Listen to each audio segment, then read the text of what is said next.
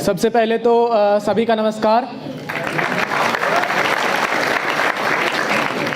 उम्मीद है मेरी आवाज़ पीछे तक पहुंच रही होगी। ठीक है, मैं और तेज़ से बोलने का प्रयास करूंगा।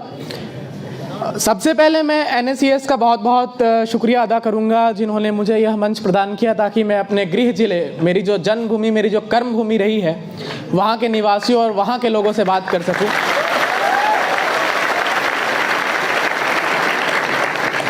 और मैं ज़्यादा समय नहीं लूँगा क्योंकि बाकी सभी सेलेक्टेड कैंडिडेट्स को भी अपना स्पीच देना है। तो मैं सबसे पहले अपने एक्सपीरियंस के बारे में बात करूँगा कि मेरा क्या एक्सपीरियंस रहा UPSC एग्ज़ाम का।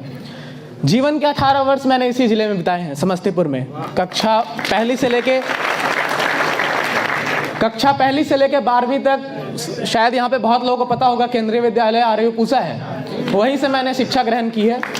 और मुझे याद है बचपन में मेरा जो गांव था वहाँ से मेरे पापा मेरे और मेरे भाई को साइकिल के आगे वाले डंडे पे तौलिया लपेट के ले जाया करते थे। तो वो दिन भी मैंने देखा है, वो दिन भी देखा है जब स्लेट पर लिखने के लिए खल्ली मिलता था। उस टाइम चौक नहीं था, खल्ली होता था, और फिर उसको हम लोग जड़ी बूटी से मिटाते थे। हमने वो टाइम भी देखा है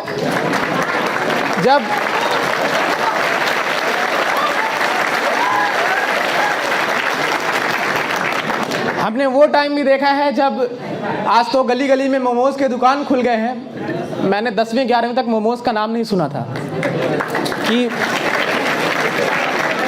मोमोज, सैंडविच और पिज़्ज़ा जैसी चीज़ें क्या होती है। यह सारी चीज़ें मुझे दिल्ली जाने के बाद पता चली। तो सबसे बड़ा मेरा उपलब्धि यह था कि मैंने गांव से पढ़ते हुए 5 kilometre daily up down cycle से धूप में करते हुए यहाँ से 12वीं की शिक्षा ग्रहण करने के बावजूद दिल्ली विश्वविद्यालय से ग्रेजुएशन करने के बाद मैंने ये उपलब्धि हासिल की है। और इसके कुछ मूल पॉइंट्स रहे हैं जो शुभम जी ने भी बताया और जो प्रवीण जी ने भी बताया, और जो इस ज़िंदगी के हर पहलू में लागू होता है। आप UPSC की तैयारी कर रहे हैं या इसमें से बहुत सारे मुझे स्कूल और कॉलेज के छात्र लग रहे हैं, तो उन सब के लिए भी कुछ की पॉइंट्स हैं जो मैं बताऊंगा। पर उससे पहले आप लोग का मनोरंजन कह सकता हूं या उत्साह बढ़ाने के लिए मैं चंद लाइनें पेश करूंगा। कृपया ताली ना बजाएं, लास्ट में बजाने के लिए एनर्जी बचा लें। चंद लाइनें हैं कि बेहतर से बेहतर की तलाश करो, मिल जाए नदी तो समंदर की तलाश करो, टूट जाता है शीशा पत्थर की चोट से, टूट जाए पत्थर ऐसा शीशा तलाश करो।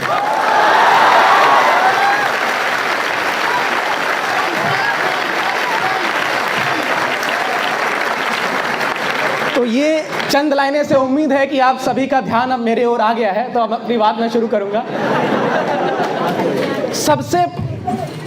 सबसे पहली चीज जो एक IAS बनने के लिए जरूरी होता है, जो प्रवीण जी ने भी बताया, वह है अच्छा इंसान बनना।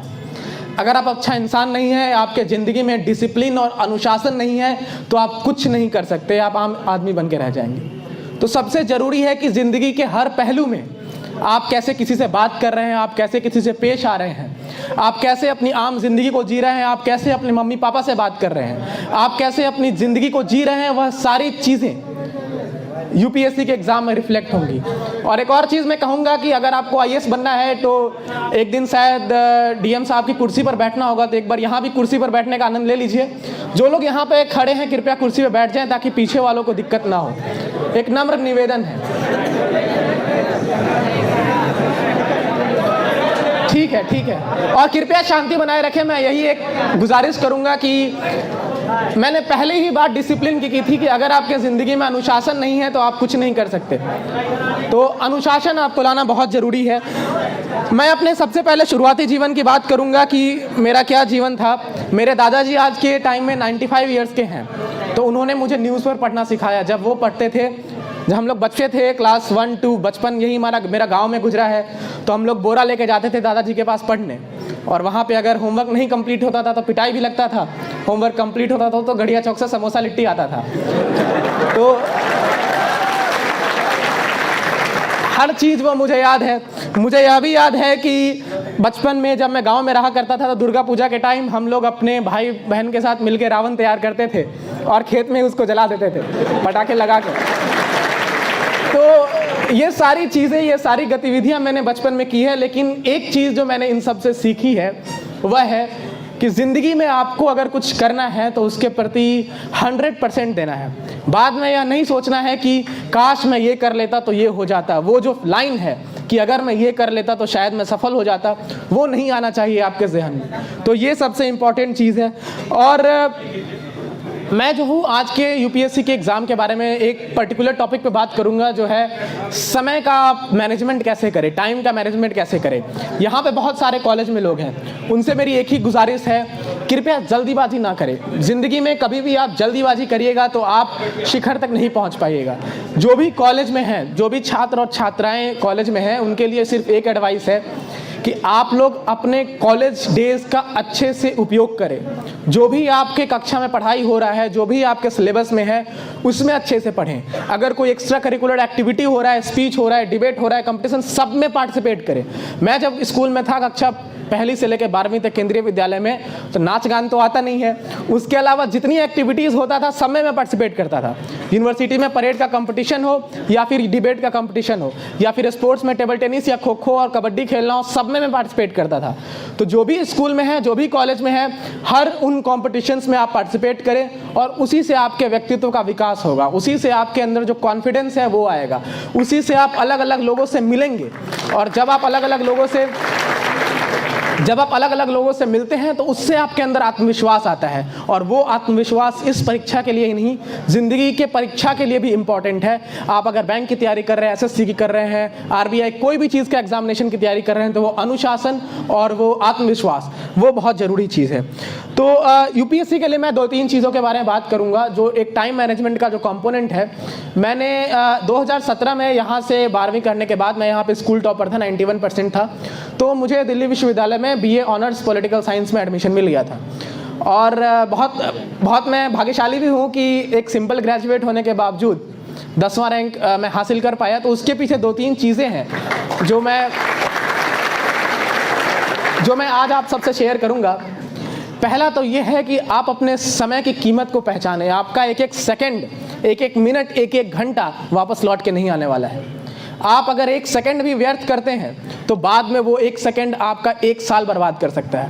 तो सबसे इम्पॉर्टेंट चीज़ है कि आप जब तैयारी शुरू कर रहे हैं तो आपके पास एक प्लान होना चाहिए कि आप कोई भी एग्ज़ाम हो, कॉलेज का हो या एसएससी, बैंक, आईएएस, कोई भी एग्ज़ाम हो, उसको आपको कैसे अप्रोच करना है, कैसे 1 साल 1.5 साल तक वो प्लान वर्क करेगा, ये आप एक कागज़ पे लिख लें। और ऐसा कभी नहीं होता है कि आप एक कागज़ पे जो प्लान लिख लिए वो पूरे साल वर्क कर गया। मेरा तो होता था कि रात में रूटीन बनता था, सुबह 5 बजे उठने का टारगेट रहता था, 9 बजे नींद टूटती थी, तो फिर वो रूटीन फट के डस्टबिन में जाता था। तो हमेशा एक रियलिस्टिक टारगेट बनाएं, ऐसा टारगेट ना बनाएं जो आपसे अचीव ही ना हो। तो रियलिस्टिक टारगेट बनाएं और उस पर स्टिक हो। आपको 10 घंटे, 12 घंटे, 14 घंटे जितना देना पड़े वो मायने नहीं रखता। आपका वो जो टारगेट है, वो जो टॉपिक है, वो जो आपने डिसाइड किया है कि आज मुझे ये चीज़ पढ़ना है, वो ख़त्म होना चाहिए। मैंने कभी भी अपने ज़िंदगी में, झूठ नहीं बोलूँगा, कभी भी मैंने अपने ज़िंदगी में 14 घंटे नहीं पढ़ा हूँ। मैंने अपने यहाँ 12th में भी हार्डली 8 घंटे में पढ़ता था। लेकिन सबसे बड़ी चीज़ है कि वो 8 घंटे आपको डेली पढ़ना है। ऐसा ना हो कि आज एकदम 8 घंटे पढ़ लिए, कल भैया का शादी है, पूरे दिन मौज काट लिए, है ना।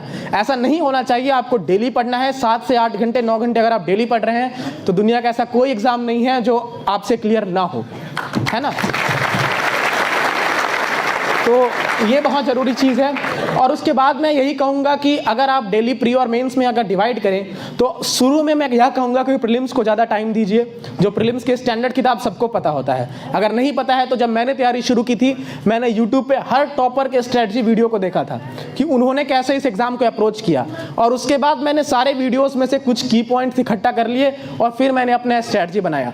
तो वही स्ट्रेटजी आप लोग को भी अपनाना है किसी भी एग्ज़ाम के लिए, और फिर उस स्ट्रेटजी पे अमल करना है। 5 से 6 घंटा शुरू में आप प्रीलिम्स को दें, मेंस को थोड़ा कम टाइम दें। एक बार आपके प्रीलिम्स के बुक का अच्छे से रिवीजन हो गया, फिर मेंस को ज़्यादा टाइम दें। मैं यह कहूँगा कि लक्ष्मीकांत जैसी पॉलिटी किताबों का मैंने कम से कम 15 बार रिवीजन किया था। स्पेक्ट्रम जो हिस्ट्री की किताब होती है उसको मैंने कम से कम 10 से 12 बार पढ़ा था, और ऐसी कोई किताब नहीं होगी जो मैंने 10 बार ना पढ़ा हो। तो मेरा पढ़ने का एक ही फॉर्मूला था, कि तब तक पढ़ो जब तक किताब ना बोल दे कि छोड़ दे मुझे।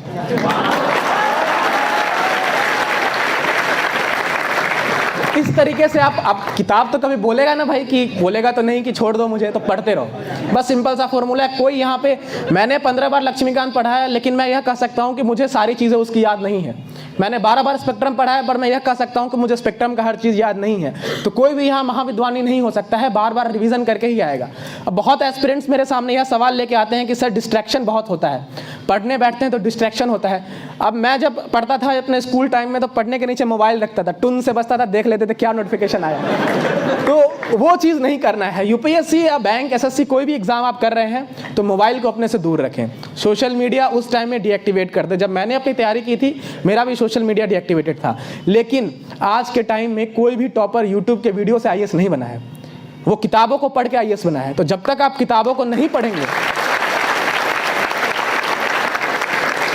जब तक आप किताबों को 10-15 बार नहीं पढ़ेंगे, तब तक बहुत मुश्किल है ये सब चीज़ होना। और मैं यह कहूँगा कि अगर आप 1.5 साल सही से मेहनत कर लेते हैं, टाइम एकदम डिसाइड करके कि कौन से महीने में, कौन से वीक में, कौन से दिन में क्या मुझे पढ़ना है, तो आप ज़रूर इस लक्ष्य को पा सकेंगे। और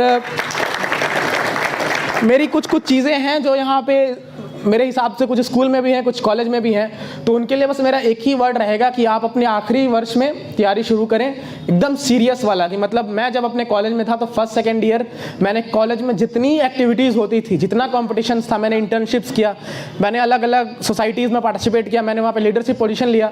लेकिन उसके बाद तृतीय वर्ष से, मतलब फाइनल ईयर से, एकदम रूम में बंद होकर 8 घंटे की पढ़ाई। अब रूम में बंद होने का यह भी मतलब नहीं है कि बाहर नहीं निकल रहे हैं, बाहर निकल रहे हैं, परंतु आपको थोड़ा रिस्ट्रिक्ट करना पड़ेगा खुद को, ताकि आप पढ़ाई को ज़्यादा टाइम दे सके। तो यही मेरा जो था सो था। बाकी तो और टॉपर्स हैं बताने के लिए, बस मैं दुष्यंत कुमार की एक छोटी सी कविता है, उसी से मैं समाप्त करूंगा इसको। कि ये मैंने खुद नहीं लिखी, दुष्यंत कुमार जी बहुत बड़े कवि हैं, उन्होंने लिखा है। ये मैं आपको पढ़ के सुनाऊंगा। हो गई है पीर पर्वत सी पिघलनी चाहिए, इस हिमालय से कोई गंगा निकलनी चाहिए। आज यह दीवार पर्दों की तरह हिलने लगी, शर्त लेकिन थी ये कि बुनियाद हिलनी चाहिए। हर सड़क पर, हर गली में, हर नगर में, हर गांव में हाथ लहराते हुए हर लाश चलनी चाहिए। सिर्फ हंगामा खड़ा करना मेरा मकसद नहीं, सारी कोशिश ये है कि सूरत बदलनी चाहिए। और इसके लास्ट के 2 लाइन हैं, मेरे सीने में नहीं तो तेरे सीने में ही सही, मेरे सीने में नहीं तो तेरे सीने में ही सही, हो कहीं भी आग लेकिन आग जलनी चाहिए। तो इन्हीं पंक्तियों से मैं समाप्त करूंगा। और मैं बहुत खुद को भाग्यशाली समझूंगा कि इस 4 जितने भी बच्चे हैं उसमें से अगर 1-2 भी आईएएस निकल जाएगा, तो मेरा यहाँ आने का मकसद, एनएससीएस और संतोष सर जैसे लोगों का आने का मकसद सफल हो जाएगा। और मैं एंड में यही करूंगा कि जो करें ईमानदारी से करें, खुद को चीट ना करें, जीवन में डिसिप्लिन लाएं। आप कैसे लोगों से डील करते हैं, यह बहुत बड़ा फैक्टर है। और एक अच्छा इंसान बनने पर फोकस करें। आईएएस, बैंक, ये सब तो रास्ते में आते जाएगा। बहुत बहुत धन्यवाद।